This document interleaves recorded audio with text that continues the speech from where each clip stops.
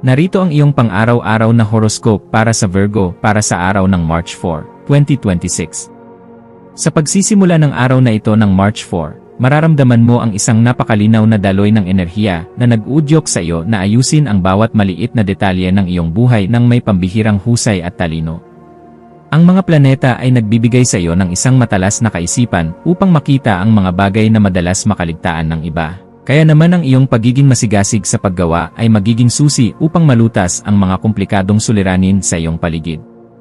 Gamitin ang biyayang ito upang maglatag ng mga bagong plano na magdadala sa iyo sa isang mas maayos at produktibong pamumuhay. Dahil ang bawat hakbang na iyong gagawin ngayon ay may kalakip na sapat na katuwiran at pag-unawa sa iyong mga tunay na mithiin. Pagdating sa iyong karera at mga tungkulin sa trabaho, ang petsang ito ay nagdadala ng isang mahalagang pagkakataon kung saan ang iyong dedikasyon sa kalidad at ang iyong disiplina sa bawat gawain ay lubos na mapapansin ng iyong mga nakatataas. Mapapansin nila ang iyong kakayahan na magbigay ng mga konkretong solusyon sa mga hamon ng inyong kumpanya, kaya naman ang iyong boses ay magiging mahalaga sa mga diskusyong may kinalaman sa pagpapabuti ng inyong mga sistema at serbisyo. Huwag kang mag-atubiling ipakita ang iyong galing sa pagsusuri ng mga datos dahil ang iyong mga obserbasyon ay nagtataglay ng kagaanan na kailangan upang mapabilis ang tagumpay ng inyong pangkat sa gitna ng matinding kompetisyon sa modernong mundo. Sa usaping pananalapi, ang araw na ito ay humihingi ng isang mabusising pagsusuri sa iyong mga record at mga balak na investment upang masiguro na ang bawat sentimo ng iyong kita ay nailalagak sa mga bagay na magbibigay sa iyo ng seguridad. Maaaring mailumitaw na oportunidad para sa isang bagong pagkakakitaan na nangangailangan ng iyong teknikal na kasanayan, ngunit kailangan mong basahin ang bawat maliliit na letra sa mga kasunduan bago ka tuluyang magbigay ng iyong buong tiwala. Ang pagiging masinop sa iyong mga gastusin at ang pag-iwas sa mga biglaang pagbili na hindi naman kasama sa iyong orihinal na budget ay magbibigay sa iyo ng kapanatagan na kailangan mo upang mapangalagaan ang iyong yaman ng walang anumang alalahanin. Ang aspeto ng pag-ibig at pakikipag-ugnayan ay nasa isang yugto ng tahimik, ngunit malalim na pagkakaunawaan kung saan ang iyong puso ay naghahangad ng isang relasyon na puno ng sapat na suporta at praktikal na pagkalinga sa isa't isa.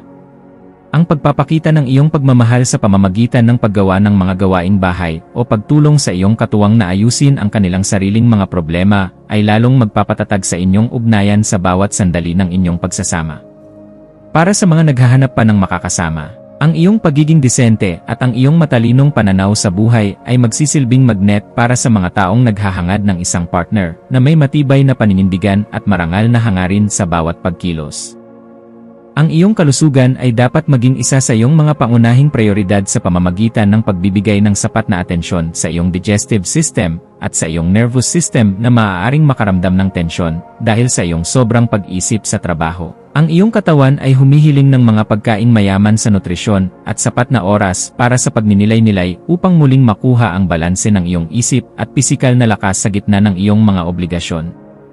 Ang pagsasagawa ng mga ehersisyong nagpapabuti sa iyong postura o ang simpleng pag-aayos ng iyong workspace ay makakatulong upang mailabas ang mga negatibong vibes at mapalitan ito ng sariwang enerhiya na magpapatibay sa iyong immune system laban sa pagkapagod. Sa iyong pakikipagkapwa-tao, ang iyong papel bilang isang matalinong tagapayo at mapagkalingang kaibigan ay magiging sentro ng atensyon, lalo na sa mga taong nangangailangan ng iyong mabusising mata upang makita ang tamang landas sa kanilang mga buhay. May isang tao na maaaring lumapit sa iyo upang humingi ng tulong tungkol sa kung paano magiging mas organisado sa kanilang mga gawain, at ang iyong mga payo ay magsisilbing gabay na magbibigay sa kanila ng bagong direksyon at inspirasyon. Maging mapagmasid sa bawat pakikipag-usap dahil ang bawat impormasyon na iyong ibabahagi ay nagtataglay ng kapangyarihan na makapagpabago ng pananaw ng iba nang may sapat na respeto sa kanilang sariling kakayahan at kalagayan. Ang iyong malikhaing isipan ay magkakaroon ng pambihirang kislap sa hapon, lalo na sa mga gawaing may kinalaman sa pagsusulat, pagdidisenyo, o anumang paraan ng pagpapahayag na nagpapakita ng iyong pagiging orihinal at mapanuri sa bawat aspeto ng iyong sining. Huwag mong limitahan ang iyong sarili sa mga nakasanayang estilo lamang, bagkus ay subukan ang mga makabagong paraan na magpapakita ng iyong galing habang pinapanatili ang kalidad at dangal ng iyong mga likha para sa iyong sariling kasiyahan. Ang pagbuo ng isang bagay na may layuning maging kapaki-pakinabang sa marami ay nagbibigay sa iyo ng ganap na tagumpay na sadyang napakahalaga para sa iyong emosyonal na pag-unlad bilang isang tao na may mataas na pangarap. Para sa pamilya, Asahan ang isang kaganapan sa loob ng tahanan na mangangailangan ng iyong pagiging mahinahon upang maging maayos ang takbo ng inyong samahan sa kabila ng mga posibleng pagbabago sa inyong mga nakaplanong aktibidad o tradisyon. Ang iyong presensya ay magbibigay ng kagaanan dahil kaya mo silang gabayan sa paraang maayos at may sapat na pagkilala sa nararamdamang pangangailangan ng bawat miyembro ng iyong pamilya sa bawat oras ng inyong pagsasama. Maging mapagpatawad sa mga maliliit na pagkukulang ng iyong mga mahal sa buhay at maging isang inspirasyon na laging handang protektahan ang kapayapaan sa loob ng bahay dahil ang matatag na pundasyon ng inyong ugnayan ang tunay mong yaman.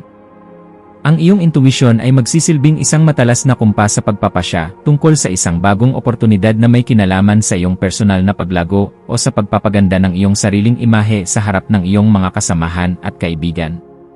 Kung may nararamdamang udyok na ayusin ang iyong mga dokumento o bumili ng mga kagamitan na magpapadali sa iyong mga gawain sa araw-araw, gawin ito ngayon dahil ang daloy ng enerhiya ay pabor sa mga gawaing nagpapahalaga sa disiplina. Ang iyong panloob na boses ay malakas na nagpapaalala na handa ka na para sa isang mas mataas na antas ng kaganapan sa iyong pagkatao, kaya pakinggan ito at huwag hayaang ang mga takot ay humadlang sa iyong asenso patungo sa tagumpay.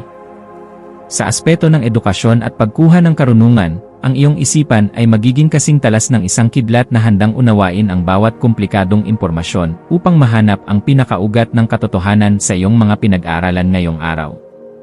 Gamitin ang panahong ito upang magbasa ng mga materyales na magpapalawak ng iyong pangunawa sa mga teknikal na paksa o sa mga usaping may kinalaman sa kalusugan dahil ang mga ito ay sadyang makakatulong sa pagpapabuti ng iyong sariling disposisyon.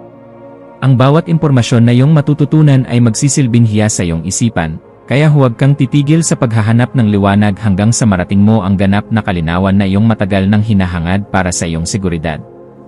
Iwasan ang pagiging masyadong mapunahin sa iyong sarili at sa ibang tao upang hindi ka malunod sa mga negatibong enerhiya na maaari lamang magdulot ng stress at hindi pagkakaunawaan sa iyong mga pakikipag-ugnayan sa araw na ito. Ang pagpapanatili ng isang balanse sa pagitan ng iyong mataas na pamantayan at ng iyong pagiging mahinahon ay isang kasanayan na dapat mong pagtuunan ng pansin upang mas lalo kang irespeto ng mga taong nakapaligid sa iyo. Ang pagpili sa kung ano ang nakakabuti sa iyong pangmatagalang mithiin ng hindi isinasakripisyo ang iyong mga prinsipyo ay magbibigay sa iyo ng mas mabilis na resulta at mas malalim na kagalakan sa bawat sandali ng iyong pagkilos sa anumang larangan. Ang iyong espiritual na aspeto ay nangangailangan din ng pagkalinga sa pamamagitan ng paghahanap ng sandali ng katahimikan sa gitna ng iyong abalang schedule upang muling makakonekta sa iyong panloob na lakas na nagbibigay ng direksyon sa iyong buhay. Ang pagninilay-nilay tungkol sa iyong mga tunay na hangarin ay magbibigay sa iyo ng sagot kung bakit kailangan mong maging matatag at kung paano mo magagamit ang iyong talino para sa kabutihan ng iyong sarili at ng iyong kapwa-tao. Ang pagpapasalamat sa bawat biyaya, maliit man o malaki, na iyong natatanggap ay magbubukas ng pinto para sa mas marami pang milagro, kaya panatilihin ang iyong integridad at ang iyong pagiging marangal sa lahat ng pagkakataon na ibinibigay sa iyo. Maging mapagmasid sa mga legal na dokumento, kontrata, o mga mensaheng iyong matatanggap ngayong hapon, at siguraduhin na naintindihan mo ang bawat detalye bago ka magbigay ng iyong pagsang-ayon upang maiwasan ang anumang aberya sa iyong mga transaksyon. Ang paghingi ng payo sa mga taong may sapat na karanasan o sa iyong mga mentor ay isang matalinong hakbang na dapat mong gawin upang maprotektahan ang iyong mga interes at ang iyong pinaghirapan sa loob ng mahabang panahon. Ang pag-iingat sa ganitong mga usapin ay magbibigay sa iyo ng kapanatagan na ang iyong mga hakbang ay nasa loob ng katuwiran at hindi ka malalagay sa alanganin dahil lamang sa kakulangan sa mabusising pagsusuri ng bawat datos. Sa pagdating ng gabi, maglaan ng oras upang ayusin ang iyong kapaligiran at ang iyong isip sa pamamagitan ng paggawa ng mga bagay na nagpapakalma sa iyong sistema gaya ng pagbabasa ng aklat o pag-aayos ng iyong mga gamit para sa bukas. Ang kaayusan sa iyong kapaligiran ay direktang nakakaapekto sa iyong pakiramdam, kaya ang pagliligpit ng iyong mga kagamitan at ang pag-aayos ng iyong kwarto ay makakatulong upang maalis ang mga tensyon sa iyong isipan na dulot ng sobrang pagpapakapagod sa maghapon. Ang pagpapasalamat sa bawat tagumpay na iyong nakamit sa araw na ito ay magpapanatili sa iyong positibong disposisyon na siyang magsisilbing magnet para sa mas magagandang balita na darating sa iyong pintuan para sa iyong ikaunlad. Bilang huling payo para sa iyo, laging tandaan na ang tunay na lakas ay matatagpuan sa pagkakaroon ng isang mapayapang puso na laging handang umunawa sa sarili at sa ibang tao nang may sapat na pagmamahal sa bawat sandali ng iyong pagkilos. Manatiling nakatutok sa iyong sariling landas habang nagpapakita ng malasakit sa mga taong nasa paligid mo, dahil ang kaganapan ng iyong pagkatao ay matatagpuan sa pagbabahagi ng iyong liwanag ng may dangal sa lahat ng pagkakataon. Hayaang ang liwanag ng karunungan ang maging gabay mo sa pagtahak sa daan ng iyong mga adhikain, at maniwala ka na sa bawat pagsusumikap mo na magpakita ng kabutihan, mayroong magandang bukas na naghihintay para sa iyo.